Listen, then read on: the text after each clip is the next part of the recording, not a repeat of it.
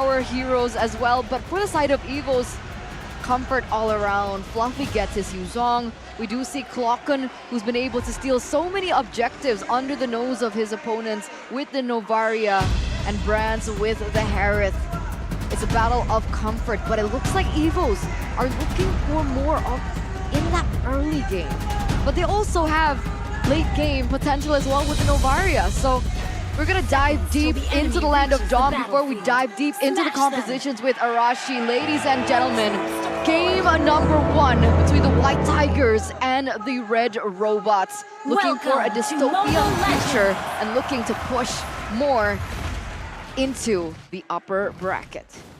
Very early on, Key already just forced to back away right here. His attempts to really slow down the jungle clearing speed isn't exactly successful. Showing again the difficulties if you still want to try and be pesky and try and reset or delay that buff. In the EXP lane, it's going to be quite a skill matchup between Sorizo and Fluffy. And technically in the Golden as well, there's going to be a lot of eyes there to try and see how this matchup plays out. Because both of the goal laners right here are not going for any kind of defensive emblem setups. They both want that Bargain Hunter to try and get the power spike as fast as possible. You take a look at Moreno as well in his emblem choices. He's looking for much more cooldown. What kind of gameplay is he hinting at here? High mobility, impact in the fights by just spamming spells out. And he went for the Impure Rage as well to try and help with the mana issues potentially. No Quantum Charge though, so he can't really kite as efficiently. But Annabelle, whoa! Actually, caught here. Oh my god. Without the shield unit and not even level 4. Annabelle will be punished in the jungles of the Red Robots. Good spot there by Superken. So aggressive and already happening all under 2 minutes. And that's when most of the damage really spikes in for those who go in for the enemy jungle. Was it the best of decisions? It's a bit hasty, and the backup from his team really wasn't around either. Now look at this mid lane. Oof. Pikachu already making the aggressive moves, trying to assert dominance before the first turtle fight.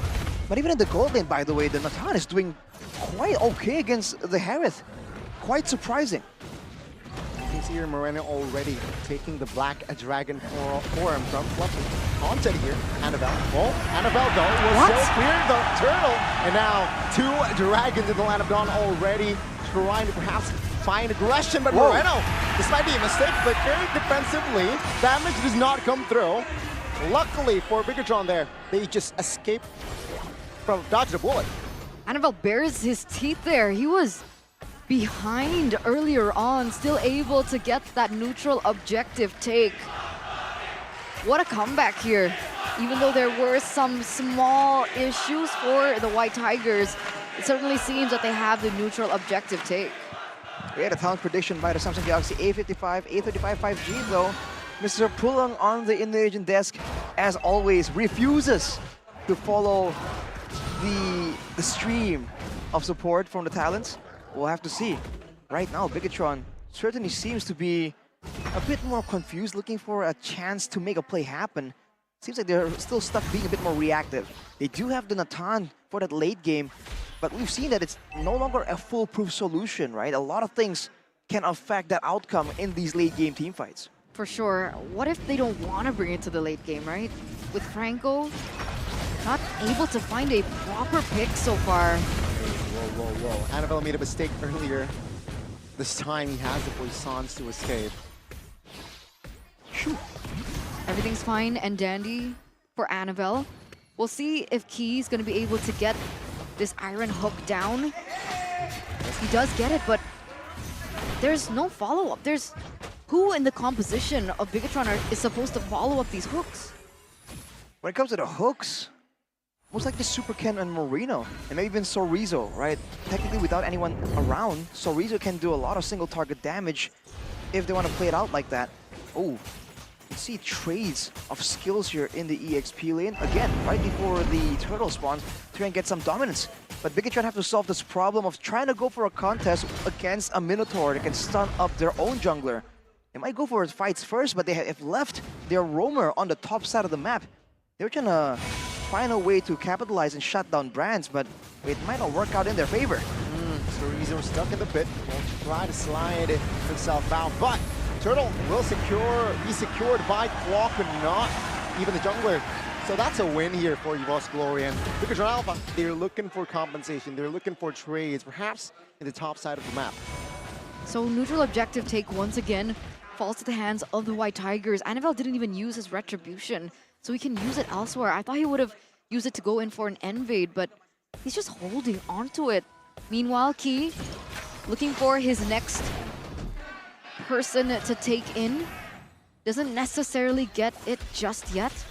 And my point earlier on with the Iron Hook was, sure, yes, I do understand we have Moreno, we have Chorizo to follow up, but it's not insta-burst. It's not something like the carry in the late game. It's not something like the Beatrix with her shotgun. It's way more difficult for Moreno to do so because the burst doesn't necessarily one-shot as a Valentina. It sure isn't instant at all, but it depends if they start snowballing. It's a concealed play for Super to try and find something, but another jumps on him. Dreams follows up. Bigatron, they're ready though. Super can still soaking the most of the damage. Whoa! Flicker Minion Fury by K finds 3. Iman will find a way out. Oh, that's a little bit too close for comfort there. Bigatron almost losing 2 members top lane. Now even in the mid lane, see Annabelle just immediately looking for some more options for both these teams. Even when there is a big moment, it really seems like the game is so slow, so controlled. But Evos, they're getting the better of Bigatron so far with the superior team fighting, with the AoE. Oh, Kido! Whew. See? Yeah, he doesn't even commit the hunt. The hooks land, but what's the next step, right? Iman doesn't have nearly as much damage just yet. And it feels like they haven't found the value of this Iron Hook, unless, of course, he commits with a ultimate. Well, the later the game goes, technically, considering what Goni was talking about, the Minotaur, right? You're flexible, you have healing. At the same time, usually Minotaurs go with the flash of the Oasis. Now Annabelle gets jumped on. Oh, he will commit the hunt this time. Good taunt as well. Super with Herod though, jumps in! And that will be enough to take him down. Super can next, double kill for Brands. Fluffy surviving. Moreno trying to find a trade in the backside. Dreams will fall. 2 for 1. The turtle now for Evos Glory. Moreno taken down by Clocken. And that will be Annabelle securing the nuke. Annabelle still smells blood, and Chorizo stunned up, and the members will collapse on towards him. A double for Claw and a double for Brands. Claws, fangs, everything is taken out here, ladies and gentlemen, by the White Tigers as they're turning it around in the early stage of the game. Those trades were impeccable. The way that they layered their damage was amazing.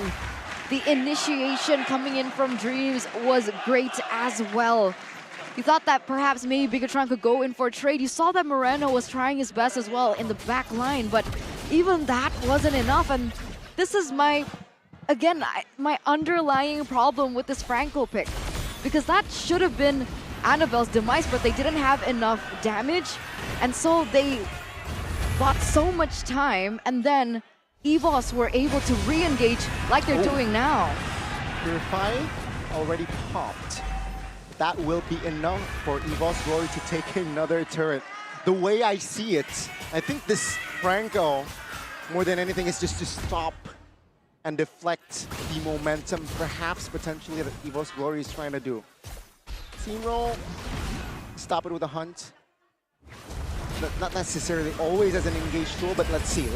Now, 2,500 gold lead has already established, so that is enough firepower to just find the Franco and take him down. At the same time, though, late game for the Valentina and the Nathan is still very much a possibility for Bigatron, and they've been doing a great job at this trading when they've decided it's not time to go for a fight just yet. When they did go for the fight, it didn't go their way. But just earlier, you saw that they did everything to try and slow down the push. They sent Chorizo to try and equalize. 9 minutes in right here, it's almost a 3k goal advantage, which is quite significant. But Bigatron, they're positioning like they can still try and contest this. It might be a mistake. see those. Chorizo, sandbag. Oh, the hook lands on towards Fluffy, but he will soak in the damage. Chorizo falls as well as Superkin. And now Evos Glory, they do not go more for a fight. Instead, they will look for the newts. 2 members taken out. That's already an advantage. It was already bad enough that Annabelle was a level above a Super Ken. It becomes even worse that you lose 2 members having the man advantage. The Red Robots had absolutely no say in that particular interaction. And to top it all off, Brands now secures in that Holy Crystal.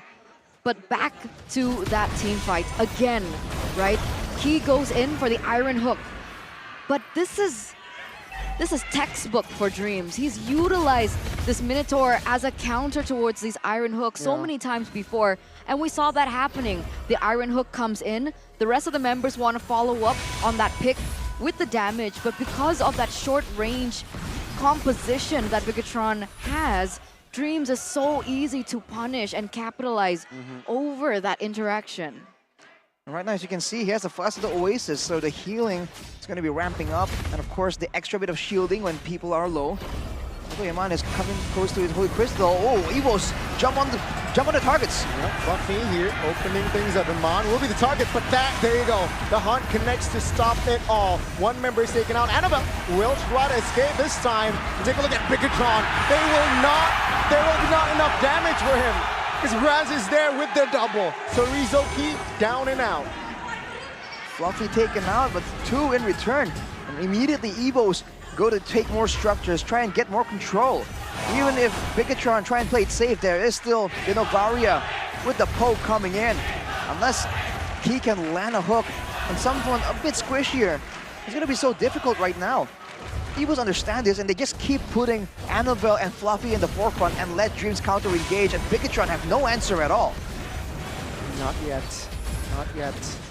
Inner turret in the mid will fall, so officially all outer and inner turrets will be taken out here quite early. It does so appear like that is the situation. Ladies and gentlemen, audience prediction, however, 61% for Evos Glory. Meanwhile, for the Bigot Troopers, 39%. That's actually quite surprising for me. I thought the Evos fams would at least be in the 70-80% category. Well, it turns out there's a lot more believers in Evos as of right now, not just yet for Bigatron. But Fluffy though, with the Brutus Breastplate and then the Radiant Armor, he's going to be trying to be serving as a bit of a secondary front line.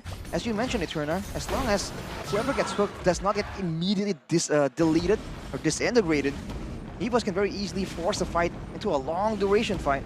And that's where Brands can even have a lot of space to really maneuver, to go around and just start doing big damage. And if he gets his hands on Eman or Moreno, I think he's fed enough to really start almost one-shotting them already with the Divine Glaive on top of the Holy Crystal. What about Brands? I mean, sorry, what about Aman? Eman?